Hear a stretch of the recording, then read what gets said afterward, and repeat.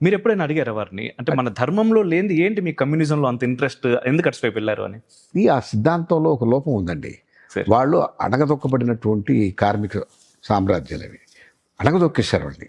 నిరంకుశత్వం, నిజం. బానిసత్వం. అవును.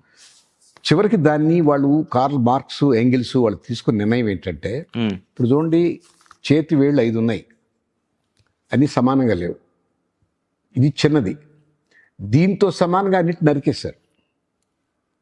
మీకు అర్థమైందా? ఎస్. అంటే దీన్ని పెంచాలన్న ఆలోచన రాలేదు వాళ్ళకి. ఇది పెంచితే వాళ్ళకి ఆర్థిక పరిపుష్టి కల్పించి విద్యా చైతన్యం కలిగిస్తే వీళ్ళు ఎదుగుతారు ఆ స్థితికి. అది ప్రయత్నం చేయకుండా వీళ్ళని నరికేసుకుంటూ పోయారు. డబ్బున్నవాడు తీసేయి తల, అది సమాజం అభివృద్ధి చేయలే. వీడిటు చదువు సంధ్య లేకుండా ఉండిపోయాడు. చదువు సంధ్య ఉండి అక్రమంగా ఉండి డబ్బు సంపాదించిన వాళ్ళు ఎగరగొట్టేశారు. వాడికి సంపద సృష్టి చేసేవాళ్ళు లేరు. వీడ దానికి అందుకునే శక్తులు వీడి లేడు. సమాజం కూలిపోయింది.